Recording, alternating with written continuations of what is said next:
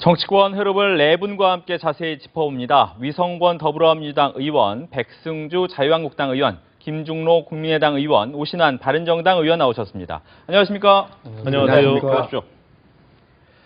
먼저 북한의 6차 핵실험으로 번졌던 경랑 속의 한반도 정세를 관련 영상으로 확인해 보시고 오겠습니다.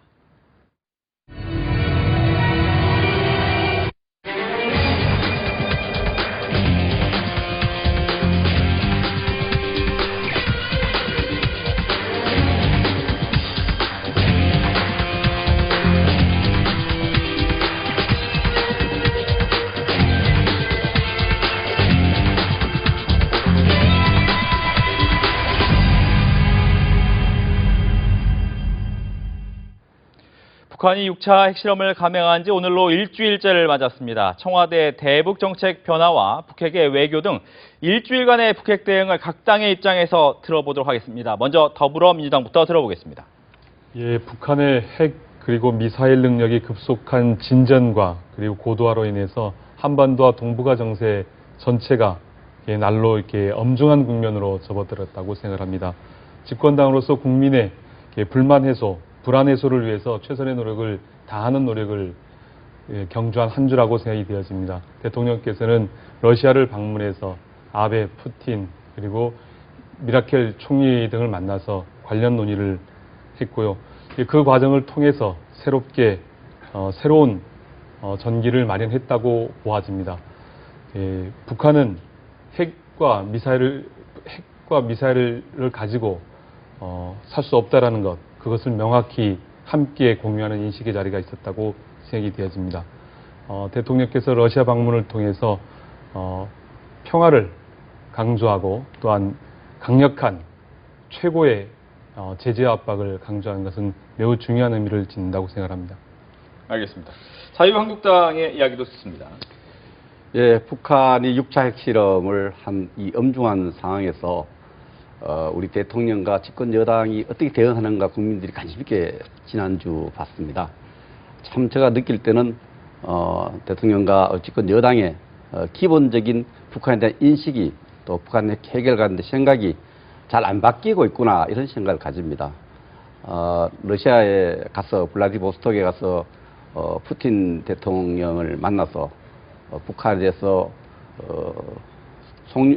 원유 공급까지 좀 중단해달라는 요청을 하고 또 일본 아베 총리를 만나서도 원유 공급 중단을 이야기했습니다만 국내 또 들어와서 어저께 사드 배치 이후에 메시지를 내놓았는데 그 메시지 보면은 북한 핵은 평화적으로 해결되어야 되고 한반도에 다시 전쟁이 있어서는 안 된다 이런 원론적 메시지를 갖고 있거든요.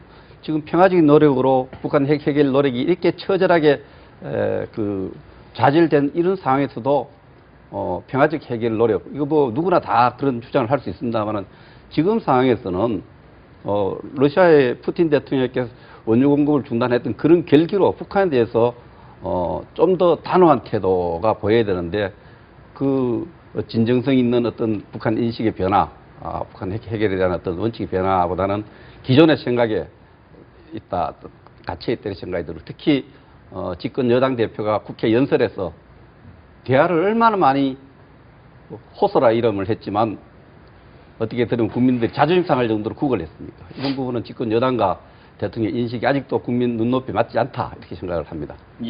국민의당도 이야기 듣습니다. 글쎄요. 아마 지난 6차 핵실험은 아마 우리나라 생긴 지 아마 최대 위기였을 겁니다. 설마 했던 핵이 나타났습니다. 정말 도저히 믿기지 않는 일이고 그토록 저희들이 모든 옵션을 다해서 유화 정책을 써오고 압박과 제재 별 실은 다 방법을 동원했지만 결국은 핵을 갖게 됐습니다. 그 핵에 대해서 누가 이런 상황을 만들었는지 그 원인과 이유가 뭔지 누가 책임을 져야 되는 건지 아마 국민들께서도 참 의아해했을 겁니다. 이 상황을 어떻게 국민들이 받아들여야 될 건지 또 정치권이나 대통령을 비롯한 국가를 경영하시는 입장에서 어떻게 해야 될 것인지 거기에 또 맞물려서 아마 4강과의 관계가 이처럼 최악의 상황이 없었을 겁니다. 이런 상황을 어떻게 앞으로 이겨내고 극복하면서 이 핵 상황을 극복해야 될지 대통령이나 여당이나 야당이나 모두가 아마 이 선택지가 거의 없는 상황입니다. 그러면서도 계속 비핵화를 유치해야 될 것인지, 저도 비핵화를 외쳤던 사람이 한 사람이지만 이제 핵을 가졌어요. 핵을 가진 상황에서 비핵화라는 게 어디까지 가야 될 것인지. 안보는 생존의 문제입니다. 경제는 생활이지만 생존의 문제예요. 이건 사업도 아니고 국가 전망이 한 번에 끝날 수 있는 겁니다. 국민들이 정말 이렇게 각박하고 힘든 상황, 정부가 어떻게 해야 될지 지금 지켜보고 있는데, 네. 저희 당도 사실은 비핵화였지만 당 자체에서도 지금 이제 모든 것을 다 올려놓고 검토를 신중히 해야 될 때다, 그런 방향으로 힘을 받고 있는 형국이 되고 있습니다. 알겠습니다. 바른정당 이야기 듣습니다. 예, 그 지난 9월 3일이죠. 예, 북한의 6차 핵실험 이후 사실 우리 국민들이 느끼는 그 안보에 대한 불안감은 최고조에 다다른 것 같습니다. 그 과정에서 그 즉시 열렸던 NSC를 통해서 발표한 청와대의 내용들은 사실은 굉장히 과거와 달리 굉장히 좀 대응을 강한 입장으로 했었는데, 그 이후에 이제 러시아를 갔다 오시고 또 사드를 임시 배치를 하면서 또 여전히 그런 어떤 대화와 타협에 대한 것들이 충돌되고, 특히 지금 민주당 여당의 그 추미애 대표께서 원내 교섭단체 대표 연설에서 발언한 것들을 보면 굉장히 우려를 자아낼 수 있는 내용들을, 굉장히 이제 청와대 입장과 상반되는 엇박자를 놓는 그런 내용들을 발언했기 때문에 그런 것들에 대해서 여전히 국민들은 좀 불안해하고 있는 부분들이 있거든요. 그 문재인 대통령께서 과거에 그 후보 시절에 했던 내용들을 좀 우리가 돌이켜 보면, 그 방송 기자 클럽 초청 토론회에서 6차 핵실험에 대한 언급을 하셨습니다. 그 당시에 그것이 결과적으로 돌아올 수 없는 다리, 그리고 그로 인해서 사드 배치는 이루어진다라는 것을 언급을 했는데도 여전히 청와대는 지금 레드라인을 넘지 않았다, 이런 입장들을 견지하고 있는 것들로 봐서 지금 뭐 야 3당이 주장한 바와 같이 청와대의 안보 라인이 교체돼야 될 필요성이 있다. 너무나 지금 현재로서는 6차 핵실험까지 일어난 이 굉장히 위기가 고조되어 있는 상황 속에서는 결과적으로 청와대가 얘기하고 있는 비둘기파는 좀 다소 상황을 뒤로 하고 좀 강경하고, 그리고 미국과 같은 공동의 목소리를 내므로 인해서 이게 한미가 아주 공고히 동조하고 있구나라는 어떤 인식들이 깔려야 되는데, 그런 것들이 부재한 상황 속에서 여전히 미국과 엇박자를 놓는 듯한, 그리고 그 속에서 헤어나지 못하는 이런 정부의 모습들 속에서 국민들이 너무 불안해하고 있다, 이런 생각을 갖고 있습니다. 예. 야3당이 공통적으로 이야기한 것은 북핵 문제에 대해서 정부가 좀 위중하게 생각하는 것은 맞지만 아직까지 대화 부분을 좀 더 많이 이야기하는 것은 아닌가라는 부분에 대해서 우려의 이야기를 했습니다. 여기에 대한 얘기를 듣습니다. 예, 그런 건 아니고요. 그 오신환 의원님께서 말씀하신 이제 추미애 당대표와 우리 정부와 의견이 있는 것처럼 말씀했는데 전혀 그렇지 않습니다. 저희 당과 정부는 제재를 통해서 대화로 이끌어내겠다는 전략을 갖고 있는 것입니다. 그래서 최대한의 제재를 해 나가는 것. 그래서 대북 원유를 이제 이렇게 중단해달라 중국 측에도 요청하고 러시아 측에도 요청하고 다른 국제사회도 요청을 하는 것이고요. 거기에 더불어서 섬유 수출까지, 그리고 임금 문제까지 거론을 하면서 강력하게 프레싱을 하고 있습니다. 그것이 당과 그리고 청와대 그리고 정부가 혼연일체로 이게 제재로 가고 있다는 말씀을 드리고요. 그런 것들을 통해서 대화를 이끌어야 된다고 봅니다. 결국 그 제재라는 것이 제재가 목적이 아니라 결국 대화를 통해서 어떤 문제를 해결하기 위한 것이기 때문에 대화가 궁극적인 목적이다, 이런 말씀으로 받아들였으면 좋겠고요. 이런 위중한 상황에 우리 한국당에서는 지난 일주일 동안 밖에 계셨잖아요. 국회에서 논의하고 의논해야 되는데 실제 안보정당이라고 얘기하지만 안보 문제에 대해서 그렇게 등한시하면서 밖에서만 떠드는 것은 저는 온당치 않다. 그리고 제1야당으로서 그 책임을 다하고 있지 못한 게 아닌가라는 말씀을 좀 드리고 싶습니다. 네. 대북 제재가 어떻게 보면 대화가 궁극적인 목표라는 부분을 이야기하면서 자유한국당이 그동안 일주일간 보이콧했던 부분에 대한 이야기까지 나왔습니다. 여기에 대한 답변을 듣습니다. 이 정치인의 말과 메시지, 글이란 것은 해놓고 나면 자기 것이 아닙니다. 그걸 듣는 사람, 보는 사람이 어떻게 생각하느냐가 굉장히 중요하죠. 이 의원님은 자꾸 추미애 대표 연설과 우리 대통령이 새롭게 제재에 협력하는 이런 모습이 뭐 같은 입장이다 이렇게 말씀하지만 우리 국민 대다수 그 모든 언론을 보십시오. 추미애 대표가 대화를 강조하는 그런 메시지는 청와대하고 완전히 다르다, 엇박자를 내고 있다, 이렇게 전부 칼럼과 글이 나오고 있습니다. 그래서 그런 측면에서 보면은 지금 집권 여당과 청와대 내부에 대북 인식에 있어서 굉장히 심각한 갈등이 있다, 이렇게 생각을 하고요. 우리 자유한국당이 장애 국회 보이콧하고 투쟁하고 있는 가장 큰 이유 중에 하나가 언론 자유, 방송 장악을 저지하는 문제 있고, 더 큰 것은 이 안보에 대해서 국민들이 안보가 불안해서 못 살겠다 그래요. 이민하겠다는 사람이 많습니다. 한국을 떠나겠다는 사람이 많습니다. 이런 문제에서 그 가장 출발점이 잘못은 북한 김정은이 갖고 북한이 잘못하고 있지만은 정부가 대처하는 인식도 잘못되었다. 이 인식을 바로잡자. 대북 인식과 정책을 바로잡자는 국민의 목소리를 담아내기 위한 그런 것입니다. 북한이 사실 지금 6차 핵실험을 자꾸 강조하고 6차 핵실험 의미를 주는데 사실 인도는 6차례밖에 핵실험을 하지 않았습니다. 파키스탄도 5차례밖에 핵실험하지 않았어요.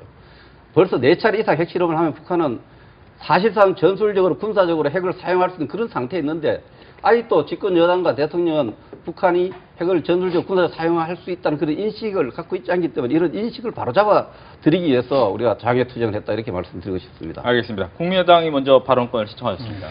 예, 장애 투쟁도 저는 문제가 있다고 봅니다. 왜냐하면 이제는 장애 투쟁이니 또 뭐 길거리 정치니 피켓 정치니 이런 거 국민들 별로 좋아하지 않습니다. 이제는 좀 달라져야 되지 않겠어요?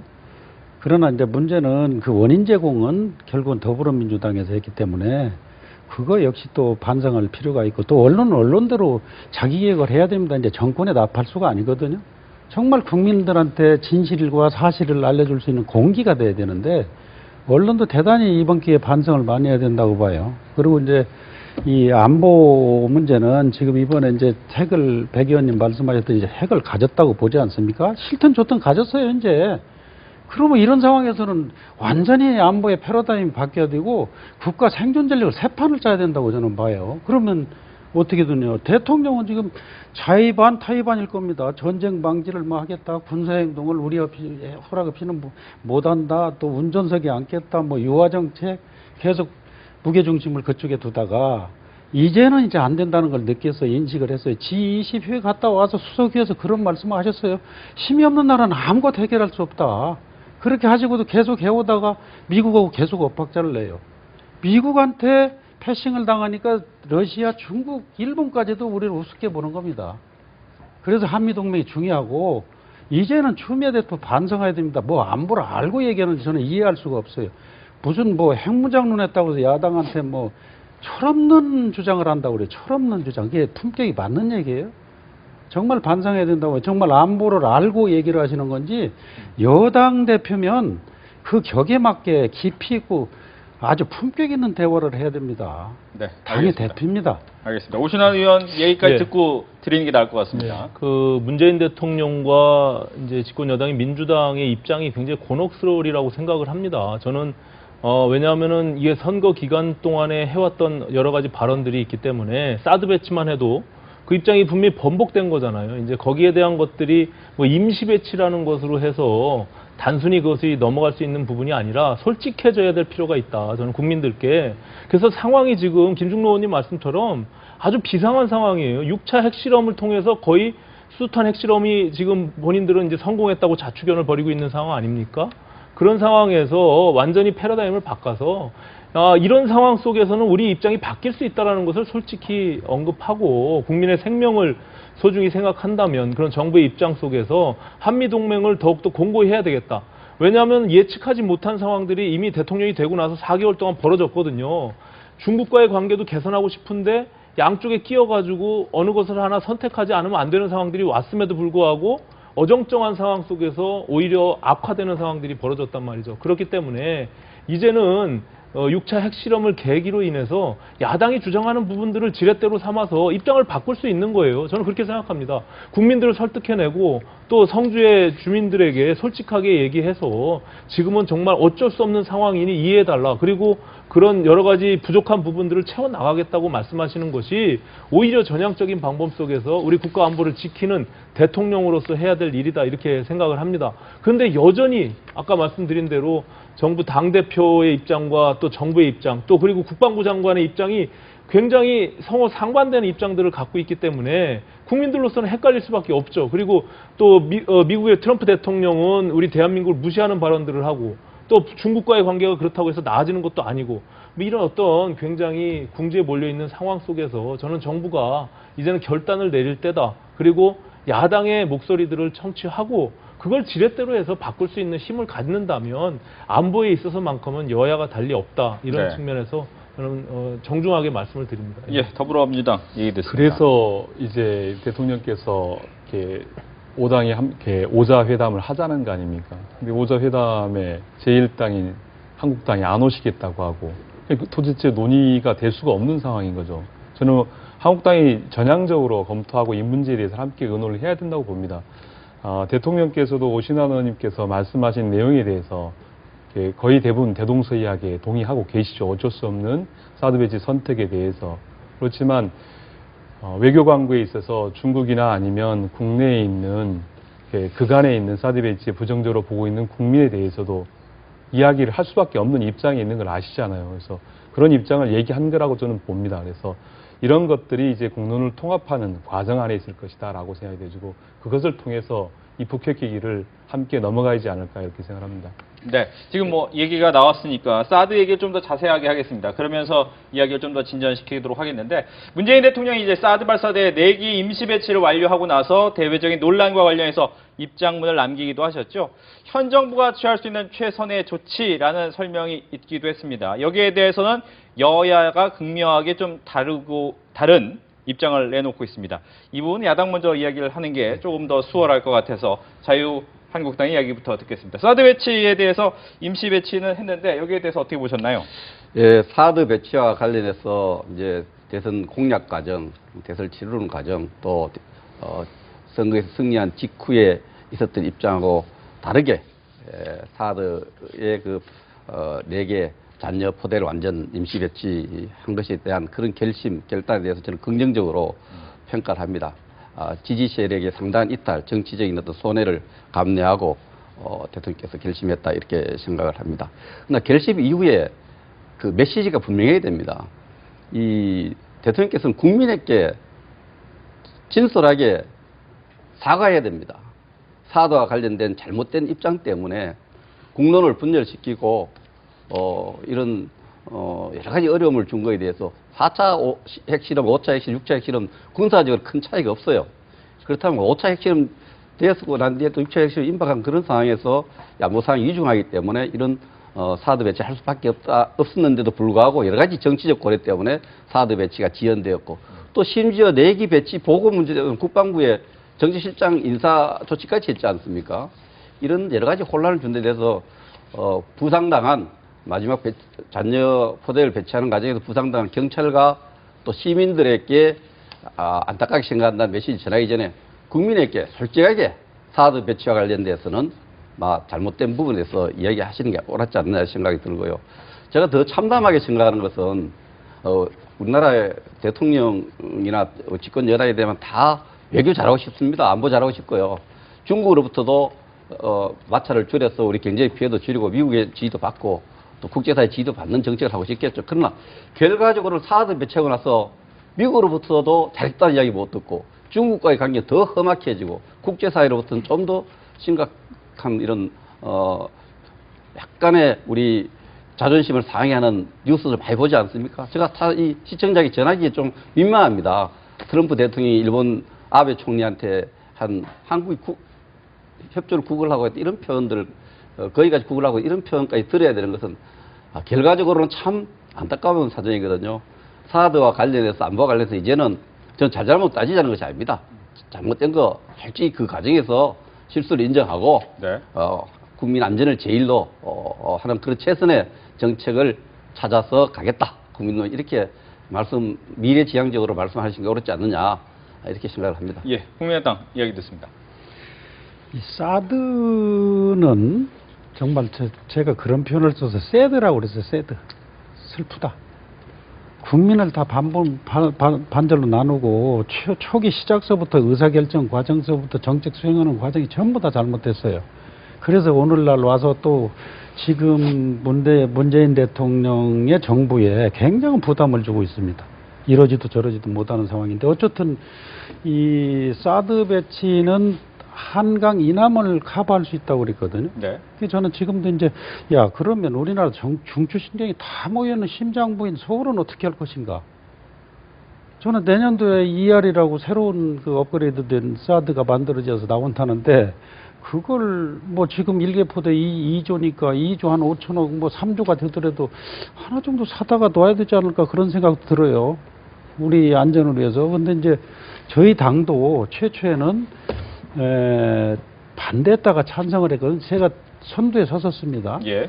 그래서 중간에 뭐 사드를 이제 찬성적으로 바꿨는데 그걸 가지고 뭐 말 바꿨느니 뭐 안철수 대표 나가면 그냥 아주 단골 메뉴로 물어봐요. 그래서 내가 최근에도 그런 얘기했어요. 안 대표님한테. 그런데 아무리 좋은 공약이라도 대통령이 되고 나서 그 공약을 하려다 보니까 국민과 국가에 지대하고 심대한 손실이 올 것 같은 확실한 그런 관계가 된다면 지도자의 입장에서는 충분히 저는 바꿀 수 있다고 봐요.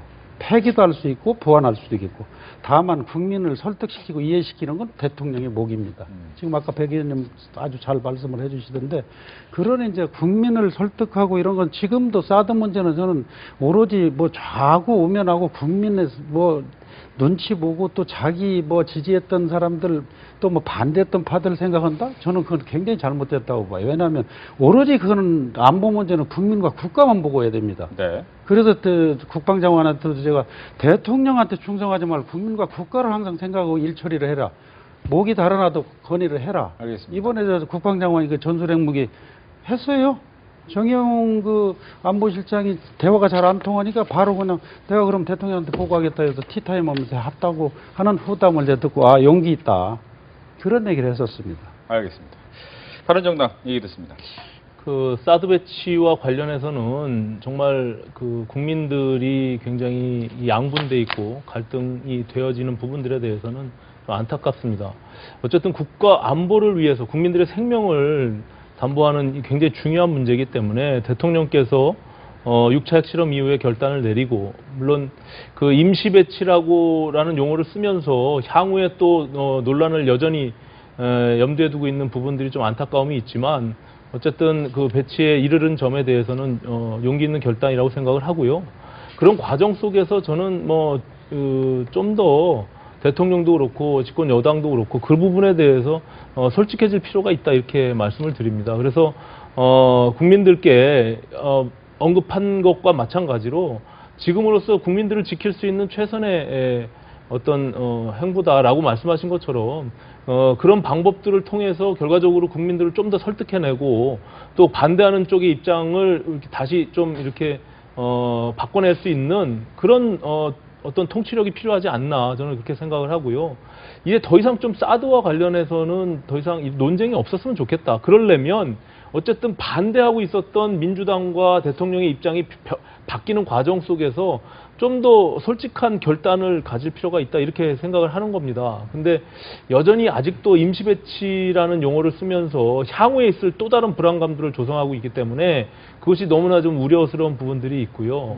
아까 김중로 의원님 말씀처럼 우리 바른정당은 선거 이전부터 향후에 우리 대한민국이 운영할 수 있는 두세 기의 사드를 도입해서 실질적으로 운영하는 것이 저는 국가안보를 위해서 효율적인 배치다라고 계속 주장을 해왔기 때문에 필요하다면 우리 국민들의 안전을 위해서 그것이 필요하다면 저는 사드를 추가적으로 도입하는 것들도 고려해 볼 필요가 있다 이렇게 생각을 합니다.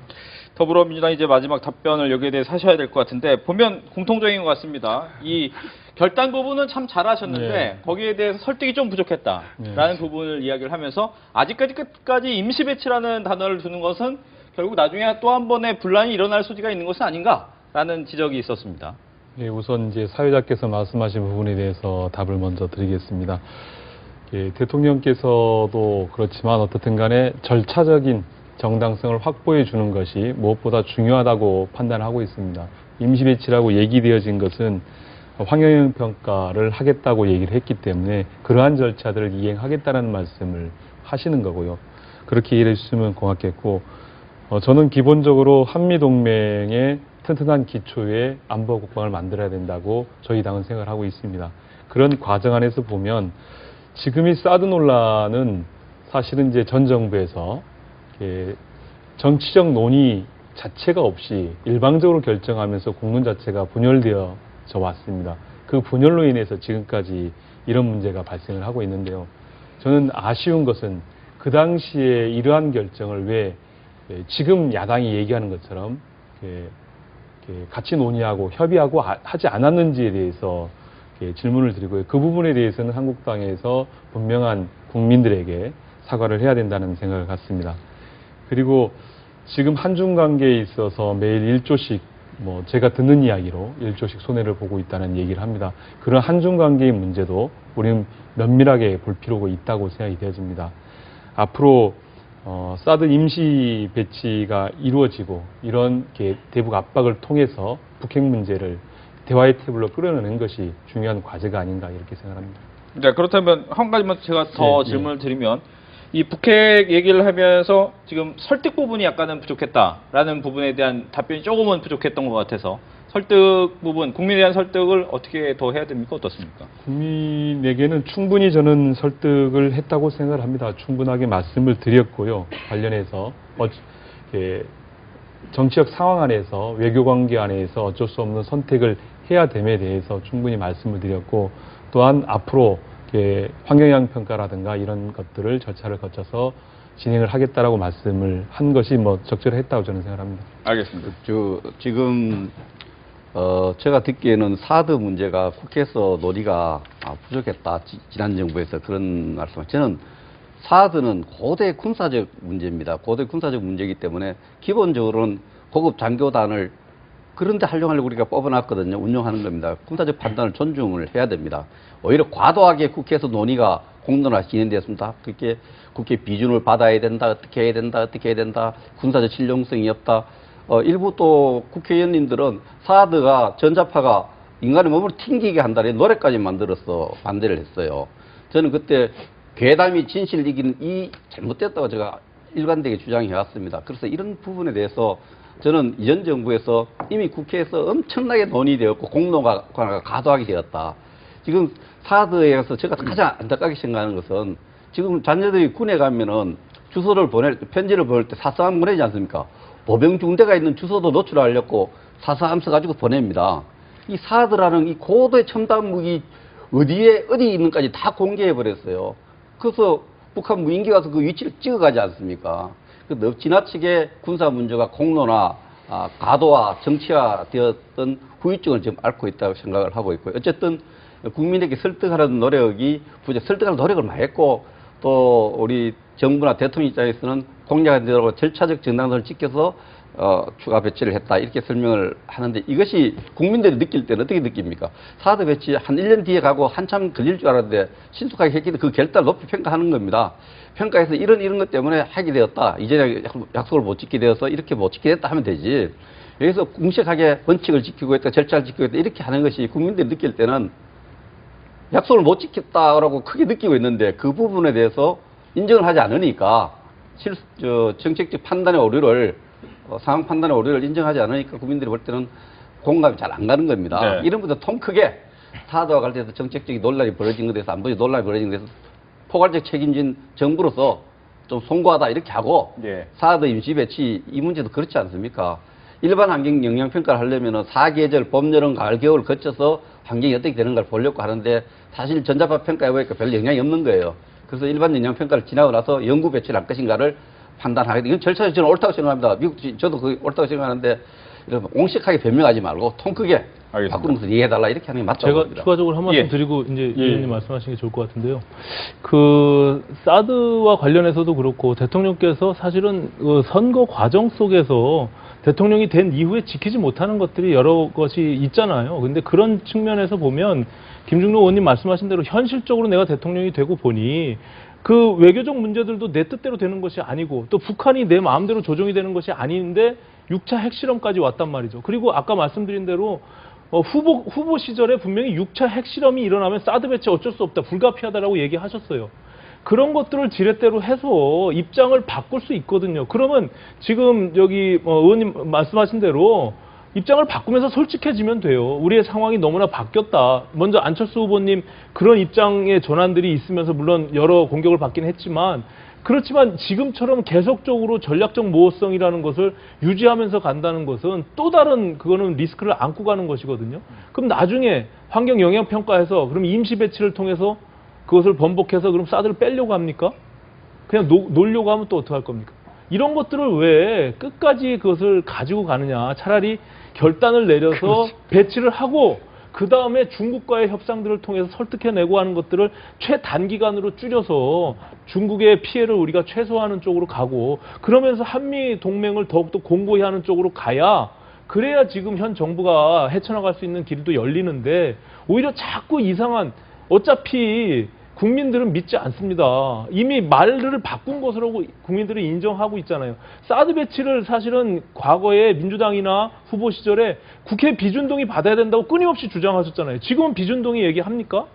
안 하잖아요. 환경 영향 평가만 얘기하고 있어요. 그것도 이미 바뀐 거예요, 입장이. 그러니까 이런 부분들에 대해서 지금 국가 안보나 전략적 상황에서 너무나 많은 상황들이 바뀌었다. 그렇기 때문에 난 대통령으로서 우리 국민들의 안전을 지키기 위해서 어쩔 수 없던 불가피한 선택을 하니 이해해달라고 말씀하시는 게 저는 오히려 정면 돌파하는 작전이다 이렇게 생각을 합니다. 네, 답하시죠. 지금 북핵과 관련해서 중국의 협조가 무엇보다 필요한 시기 아닙니까? 누구나 다 인정하는 거고. 그러면 사드를 배치를 공식화하면 결국 중국의 협조를 이끌어내지 못하는데 저는 대북 압박을 강화하자라고 얘기하면서 사드 배치를 공식화라고 얘기하는 것은 뭔가 안 맞는 것 같아요. 제가 들을 때는. 결국 중국이 어떤 입장을 취하냐에 따라서 북한의 핵을 막을 수 있느냐 없느냐의 관건에 있다라고 얘기를 하시면서 결국 중국과의 관계를 등 돌려서 일을 하라고 하면 일을 할 수 있겠는가? 저는 일할 수 없다고 생각합니다. 그리고 이제 중국을 협상으로 이끌어내기 위해서는 중국의 도움을 받기 위해서는 결국 중국과의 외교적 관계도 저는 고려를 해야 된다고 생각을 합니다. 그런 측면에서 어쩔 수 없다라는 표현을 쓰지 않았을까라고 생각을 하고요. 또한 사드 배치와 관련되어서 의사결정 과정에 전혀 참여를 못했죠. 정부가 일방적으로 발표를 했고 일방적으로 발표되어진 이후에 격화되어진 논쟁이 되어지고 국론이 분열되어지는 과정 안에 있었습니다. 그것에 대해서 사실 그 집권을 하셨던 그 당시 집권 여당이 그것에 대한 책임 있는 자세에 대한 답변을 이렇게 사과 표명을 국민들께 해야죠. 그런데 그런 걸 하지 않고 지금에 와서 모든 책임을 지금의 정부에 덧씌우고 그래서 문제가 된 것이다라고 얘기하는 건 전 온당치 못하다고 봅니다. 예. 그리고 또한 그러한 절차들을 지켜내는 것, 그것이 민주주의 아니겠습니까? 결국 어렵지만 그 절차를 지켜나가는 것이 민주주의라고 생각합니다. 저는 지난 촛불 전국 안에서 촛불 민심이 그런 절차적 정당성을, 절차적 민주주의를 지키라는 엄중한 국민의 명령이었다. 그렇게 생각합니다. 네, 지금 이 얘기에 대해서는 중국을 통해서 이제 북한을 압박해야 됨에도 불구하고 사드 배치를 공식화한다면 그 부분이 좀 어려울 수 있다라는 이야기와 함께 또 전 정권에 대한 얘기를 했는데 먼저 하고 기회를 드리겠습니다. 네. 예, 그 중국과 관계가 나빠지기를 바라는 국민 아무도 없습니다. 중국 관계 악화되기를 바라는 정부 어느 정부도 없습니다. 그런데 문제는 저는 군사 외교를 많이 해봤습니다. 상대방한테 과잉 기대를 주면 안 됩니다. 새 정부가 들어서면서 중국 정부에 대해서 우리가 들어섰으니까 사드 문제와 관련해서 이전 정부와는 다르게 중국에 뭘 해줄 수 있을 것처럼 과잉 기대를 줬던 겁니다. 그런 기대가 좌절되니까 최근에 제가 중국 측 인사를 만나니까 그런 기대를 안 줬으면 이렇게 덜 실망했을 텐데 기대를 너무 하고 있었는데 좌절을 한 거죠. 이것이 한중 관계를 더 악화시켰다 이렇게 생각합니다. 지금 사드 임시 배치를 강조하는 것도 또 과잉 기대를 줄 수 있습니다. 제가 4개월 봄, 여름, 가을, 겨울 해도 전자파가 달라지지 않습니다. 그렇다면 영구 배치 가는 겁니다. 영구 배치는 언제냐? 북한이 핵을 폐기하고 북한 핵 문제 해결될 때까지는 사드 배치할 수밖에 없는 현실입니다. 우리 국민 다 알고 있어요. 여당, 야당 의원들 다 알고 있습니다. 그런데 또 임시 배치란 말로 해서 중국에 또 1년만 기다려봐라 좋은 소식 있을 거라고 과잉 기대해주면요. 또 그때 또 악화됩니다. 그래서 진솔하게 북한 핵 문제 해결하기 위해서 핵 때문에 사드를 배치하는 것이고 또 이전 정부 같은 절차, 같은 인식 속에 토대에서 하는 거고 그래서 북한 핵 문제 해결될 때까지는 사드를 한국 땅 어디에도 지금 배치할 수밖에 없는 사정을 국민에게 호소 드리는 것이 추가적인 2차, 3차 피해와 한중 관계 악화를 막는다 이렇게 생각을 합니다. 저하고 생각이 크게 다를 건 없어요. 한중 관계가 이 측면에서 전략적으로 협력 관계가 잘 유지되고 강화되길 바랍니다. 네. 김중로 의원님. 우리 유성곤 의원님께서 여당 대표로 나오시다 보니까 제주도에서 3대 1이 올라와가지고 됐습니다. 3대1로 공격만 해도 너무 뜨겁습니다. 이 사드는 말이죠. 결국 이제 이 강대국 정치, 강대국들의 그 세력 싸움에서 지금 사이에 껴가지고 참 그런 형국 아니에요? 외교에는 저는 둘로 봐요. 양국을 다 양다리 걸치고 줄타기 외교가 있는가 하면 한쪽만 확실하게 관계를 맺고 그냥 칼날 분명하게 스펙트럼을 그렇게 하는 경우가 있는데 지금 이 모든 게 지금 한반도를 중심으로 해서 4대 강국이 얽혀져 있지 않습니까? 이 방정식이 얼마나 고차원적이고 복잡한지요. 다른 지역은 완전히 다릅니다. 여기 입맞춤 하면 저쪽이 싫어하고 다 그렇게 돼 있어요. 그거 지금 중국 문제도 사드 문제를 찬성과 반대해서 양국이 지금 갈리지 않습니까? 그렇기 때문에 지금 상황에서는 이제 우리가 선택할 수 있는 최선의 방향이 어디냐. 지금 뭐 잘잘못을 따지기 이전에 이제 핵 상황입니다. 전하고 완전히 틀리지 않습니까? 핵 상황은 이거는 이제 생존의 문제를 무슨 여야다, 진보다, 보수다 이거 정말 개념 떠나야 돼. 그래서 야당에서 지금 제일 야당에서 나가서 저는 데몬스트레이션 하고 이런 거에 대해서 이제 굉장히 별로 좋지 않게 생각합니다. 그리고 이번에 이제 오자회담을 실제는 그 핵 실험하던 날 안철수 대표고 제가 앉아가지고 기자회견을 했어요. 긴급 안보 대화를 하자 대통령하고 각 당 대표들 그래서 이제 오자회담 이제 이렇게 초청을 하셨는데. 그래서 이제 이번에 이제 다 참석해야 됩니다. 안 하면 오히려 왕따 되고 국민들의 지금 시선이 굉장히 따가워요. 지금 국민들이 이놈의 핵상을 또 누가 만들었냐고 지금 외치고 있어요. 말은 안 하지만 눈이 굉장히 따가워요. 다른 문제 같으면 안 와도 돼요. 그러나 안보 문제이기 때문에 이번에 참석을 하셔가지고 온 그 지도자들의 지혜를 짜내야 된다고 봐요. 그렇지 않으면 이 국면 극복하기 어렵습니다. 알겠습니다. 오신환 의원. 한국당은 내일 의총을 통해서 국회에 복귀하리라고 저도 기대하고 있고요. 우리 백 의원님이 그 역할을 좀 해줬으면 좋겠고. 그래서 말씀하신 대로 안보의 문제에 있어서는 여야가 또 니탓 내탓할 것이 아니라 정말 국민의 생명이 걸려 있는 문제 아닙니까? 그래서 물론 이제 과거 정부도 무조건 다 잘했다라고 볼 수도 없고 또 지금 문재인 정부가 처해 있는 입장을 또 야당도 이해할 부분들을 이해하면서 머리를 좀 맞대야 될 것 같은데요. 어찌됐건 중국을 어떻게 활용해서 북한의 핵 문제를 해결할 것이냐에 대한 그 고민들이 있어야 되는데 그것을 지금 사드 배치와 관련해서는 임시 배치라는 용어를 써서 그것이 과연 가능하겠느냐라고 하는 측면에서 보면 저는 좀 오히려 회의적입니다. 그렇기 때문에 앞서 백 의원님 말씀하신 대로 자꾸 기대치만 높여주고 이미 지금 시진핑하고 북핵 6차 핵실험 이후에 지금 통화도 안 되고 있지 않습니까? 그게 좀 악화될 대로 악화되어 있는 상황이에요. 그리고 저도 얼마 전에 중국을 갔었는데 이미 중국은 사고 자체가 이것이 미국의 어떤 MD 전략과 맞물려 있다라고 보고 있기 때문에 우리의 지금 처해 있는 남북 관계의 지금 어려운 상황들을 이해하려고 들지 않고 있습니다. 그렇기 때문에 저는 이것을 어쩔 수 없는 상황으로 이미 못 박아서 배치를 하고 그 다음에 기간을 단축시켜서 중국과 또 다른 내고를 하는 것이 저는 옳다. 그 방향이 맞다라고 보고요.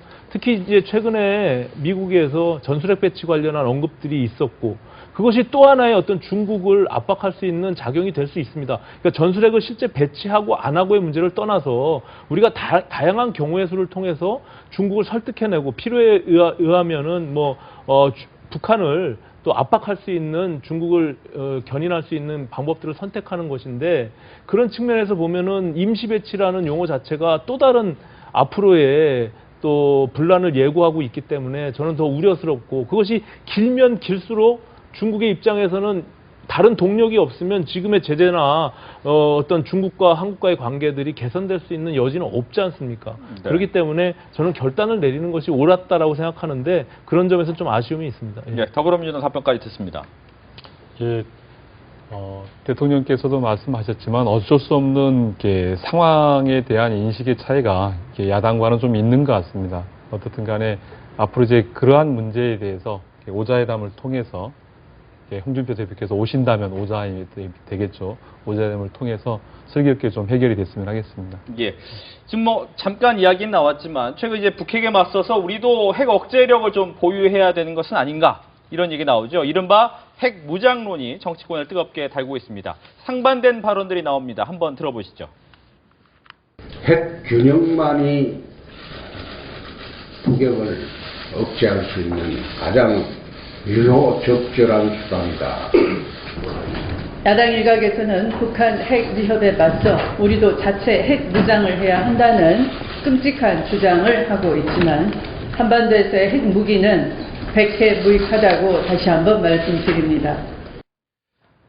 네, 제가 기억하기엔 아마 지난해 원유철 의원이었을 겁니다. 이 핵 무장론에 대한 이야기를 했을 때만 해도 자유한국당 안에서도 그 부분에 대한 지지가 거의 없었을 것으로 기대를 하고 있는데 굉장히 많은 쪽에서 지금 핵 무장론 얘기가 나오고 트럼프 역시도 여러 가지 옵션 중에 하나다 이런 얘기가 나오고 있습니다. 더불어민주당은 또 다른 의견이죠? 예.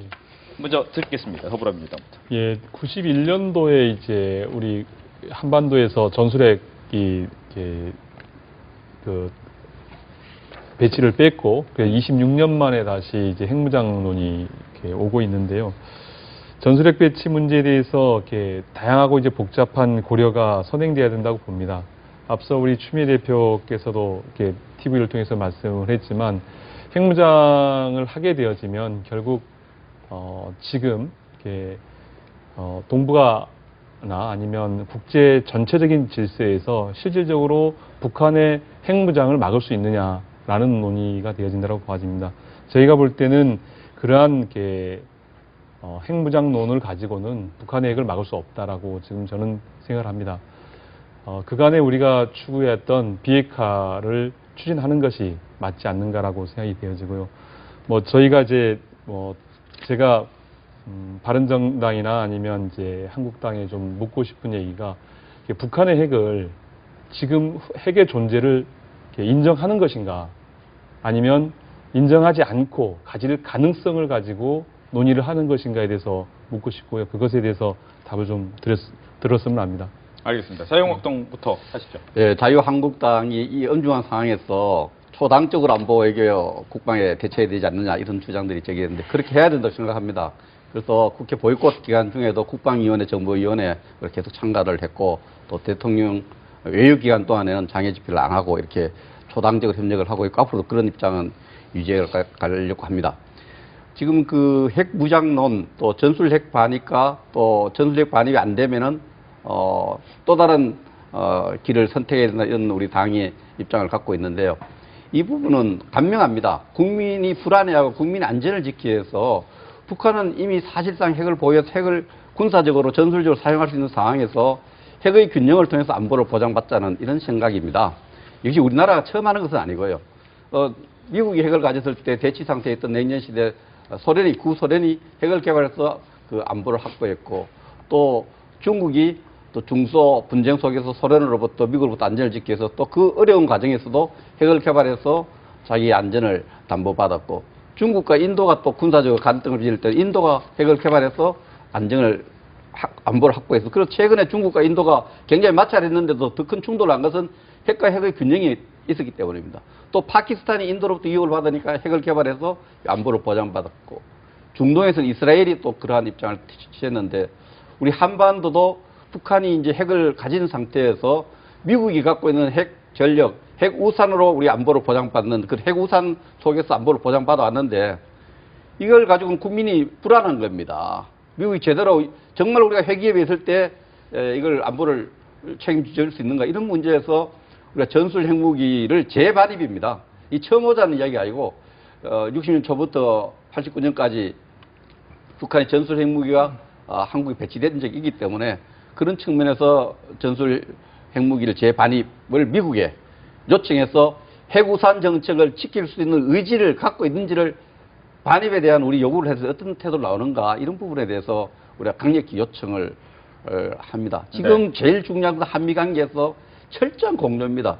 8.18 도끼 만행 사건이 났을 때 우리 정부가 미군이 피해를 입었습니다. 8.18 도끼 만행 났을 때 우리 대통령이 그 당시 박정희 대통령이 미친 개한테는 몽둥이가 약이다. 이 한마디에 한미가 똘똘 뭉쳐 결속해서 김일성이 사과를 받아냈습니다. 그래서 이 북핵 문제 대처하는 데 있어서 한미 공조는 정서적으로 굉장히 또 실질적으로 매우 중요하고 핵 반입, 핵 전술 핵무기 재반입도 그런 차원에서 미국의 핵우산 정책에 대한 확고한 담보를 요구하는 그런 차원에서 요구하고 있는 것입니다. 네, 북한이 사실상 핵을 보유하고 있기 때문에 전술핵 배치가 필요하다라고 봐야 조금 된다. 전에 의원님 질문하셨는데 네. 북한 핵 가진 걸 봐야 되느냐?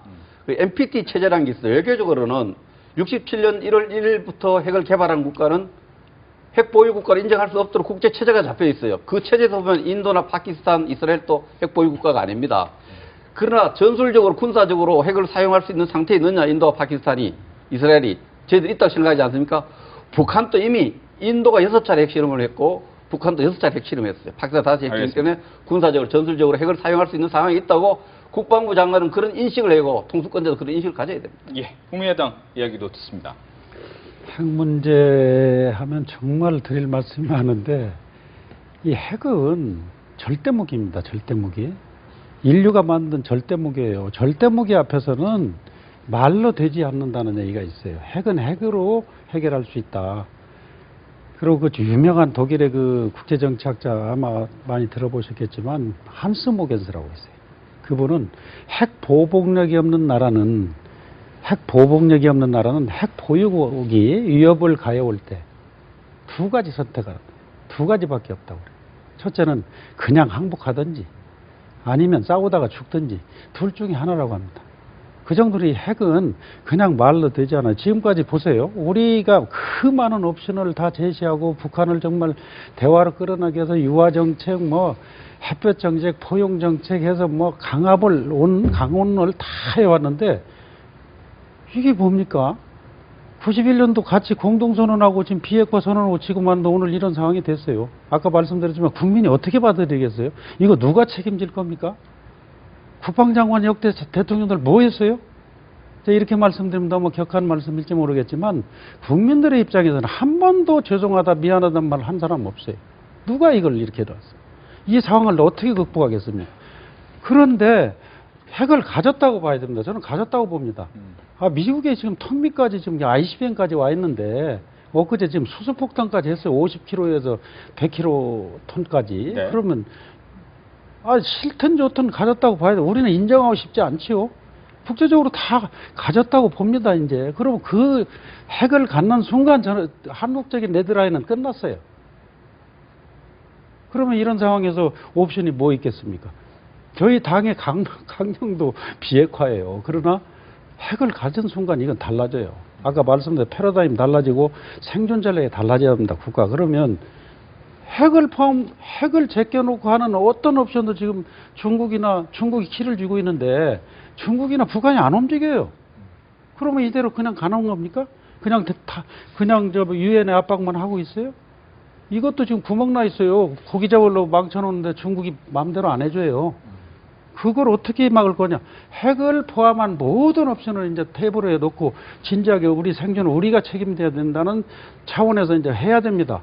그래서 아까 우리 오신환 의원님 말씀하셨지만 이거를 지금 무슨 핵무기를 갖는다는 건 수없이 산이 있고 벽이 있어요. 그걸 넘기에는 너무 시간이 걸리기 때문에 이런 옵션마저 가지고 전략적인 카드로 사용할 수 있는 것은 여러 가지 선택지가 있어요. 그래서 미국이나 북한이나 중국에 이 핵이라는 카드를 초기 단계에서 단계적으로 핵무장론까지 쭉 가면서 수위를 높여가면서 카드로 사용할 수 있습니다. 그런 차원에서 핵을 저희들이 얘기하는 거 지금 뭐 핵무장을 바로 하다는 건 아니죠. 알겠습니다. 네, 사실상으로 역시 갖고 있기 때문에 거기에 대한 그렇죠. 대책은 필요하다라고 네. 했습니다. 오신환 의원님. 김중로 의원님 말씀하시니까 머리가 쭈뼛쭈뼛 쓰는데요. 정말 위기가 정말 극에 달았다 이런 생각이 듭니다. 그 지난번 6차 핵실험에 뭐 최소 50킬로톤이라고 보면 우리 서울 한복판에 떨어지면 이게 한 200만 명 이상 그렇죠. 사망한다 예, 이렇게 지금 예. 추정되고 있지 않습니까? 정말 절체절명의 위기라고 생각을 하고 이것을 어떻게 우리가 풀어가 나가야 될지를 고민해야 되는데 저는 우리가 비핵화가 최종 목적이죠. 그리고 대화 타협으로 평화를 이끄는 게 우리의 최종 목적이에요. 그거는 동의를 합니다. 다만 지금의 상황에서 그것이 먹히느냐라는 측면에서 보면 우리가 어떤 상황들도 막아놓지 말고 다양한 경우의 수를 최악의 상황까지 우리가 시나리오를 놓고 접근해야 되는데 전략적으로 우리가 그런 것들을 잘 배치해서 협상력을 강화시키고 결국에는 우리가 북한이 오판하지 않을 수 있도록 우리가 핵 억제력을 강화해야 되는 거 아닙니까? 그런 측면에서는 핵 공유라는 용어, 이것도 굉장히 생소한 용어지만 우리가 미국과 함께 핵을 공유한다든지 아니면은 전술핵을 배치한다든지 아니면 우리가 스스로 독자적으로 핵을 보유한다든지 이런 다양한 경우의 수까지도 놓고서 논의를 해야 중국과에 대한 협상력도 우리가 강화시킬 수 있고 결국에는 우리 국민들의 생존의 문제, 생명을 지킬 수 있는 정부가 되지 않겠느냐 이런 측면이 있는 겁니다. 다 모두가 평화를 원하고 결과적으로 핵이 비핵화를 우리가 가는 방향에 있어서는 다 동의를 하죠.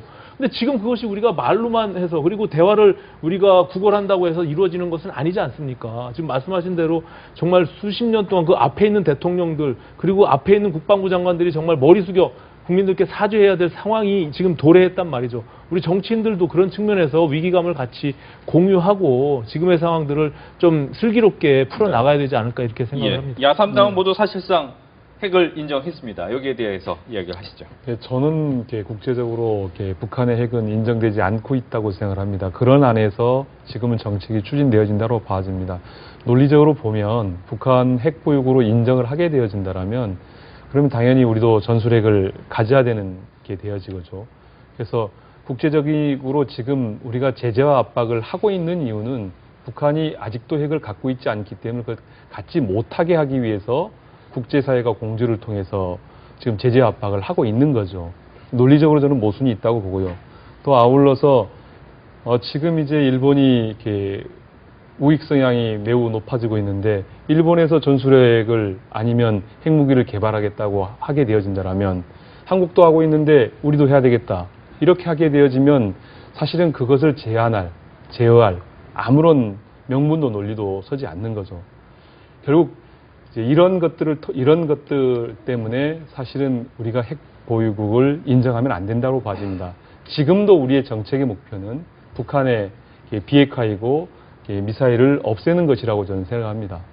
지금 우리 정책 목표가 북한과의 핵 경쟁을 통해서 핵 균형을 맞추는 것이 아니라 북한의 핵을 없게 만들고 그래서 국민들을 불안하지 않게 만드는 것. 그것이 정책 목표다. 저는 그렇게 생각합니다. 네, 뭐 간단히 답변하시죠. 핵 문제 매듭 말 좀 하고 싶습니다. 우리 유성군 위원님께서 말씀하셨는데 일본이 뭐 대만이 이제 그 암스레이스가 이루어질 거다 이런 우려를 하고 또 핵무기를 국제적으로 가졌다고 인정을 하든 안 하든 현실이 가지고 있는데 안 가졌다고 할 수가 없어요. 저희는 0.001%라도 전쟁의 가능성이 있다면 다 대비를 해야 됩니다. 항상 최악의 상황을 대비하지 그게 될 것이라고 안보에는 다시라는 얘기라는가, 만약이라는 얘기가 없어요. 그냥 한 번에 끝납니다. 그래서 네. 이 핵 문제만은 왜 이스라엘하고 인도하고 파키스탄 NPT를 안 들어가고 자체에 갔겠습니까? 다 주변국의 위협 때문에 서로 가지고 너 죽고 나 죽자 해서 한 20년, 30년을 안전하게 오고 있어요. 알겠습니다. 간단하게 하시고 다음 주제로 그 넘어가고 싶은데. 네. 국제적 공조가 이루어지는 이유는 사실은 북한이 핵이 없고 그 북한 핵을 차단해야 된다라고 국제사회가 용인을 하는 거죠. 그런데 국제적으로 우리 정부가 우리가 북한을 핵 보유국으로 인정하게 되어진다라면 그런 국제적 공조를 끌고 가기 어렵다는 말씀을 드리는 거예요. 기본적으로 어느 나라나 정당 간의 전술 핵무기 보유 또 뭐 감축 이런 데 대한 정치 입장 차이가 있습니다. 정당 간의 입장 같은 이유는 없고요. 민주당과 자유한국당 입장이 다른 건 뭐 충분히 있을 있는 문제. 그렇죠. 문제는 국민이 불안해하는 것은 집권 여당이 민주당하고 국방부 장관하고 입장이 좀 다른 것 같아요. 국방부 장관 제가 국회에서 상임위에서 계속 질문하면 전술핵무기 검토할 필요가 검토하겠다고 하는데 민주당하고 또 정부를 끌고 가는 사람도 다르게 했대.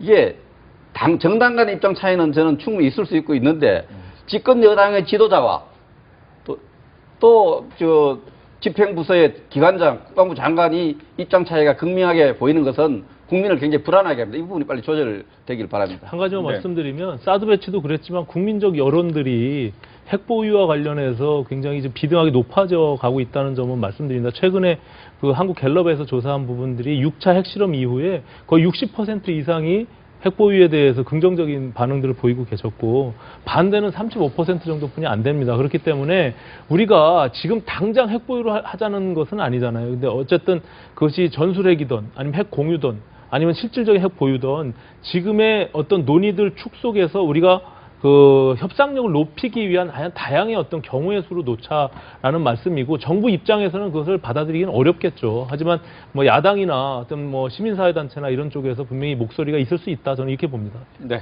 끝으로 뭐 답변하시겠습니까? 네, 저는 이렇게 지금 우리가 6차 핵실험 그리고 핵을 이제 보유하는 문제까지 되어지면서 상당히 사실 불안합니다. 사실은 걱정되고요. 실질적으로 일촉즉발의 전쟁 상황으로 가는 게 아니냐라는 우려도 되어지고요. 사실 그 지점에서 우리 정치권이 국민들에게 안심을 줄 수 있는 대안을 마련해야 된다고 생각합니다. 알겠습니다. 저희가 원래 준비한 이슈가 하나 더 있어서 자유한국당에서 또 판넬까지 준비를 해오셨지만 그 주제까지 넘어가지를 못할 것 같습니다. 오늘은 북한 핵 안보 이슈에 대해서 네 분과 함께 이야기를 나눠봤습니다. 오늘 이야기 잘 들었습니다. 감사합니다. 고맙습니다. 복잡한 정치 이슈를 공정하고 당당하게 풀어보는 정정당당. 오늘 준비한 내용은 여기까지입니다. 다음 주 정정당당은 저녁 8시 40분에 다시 찾아뵙겠습니다. 시청해주셔서 고맙습니다.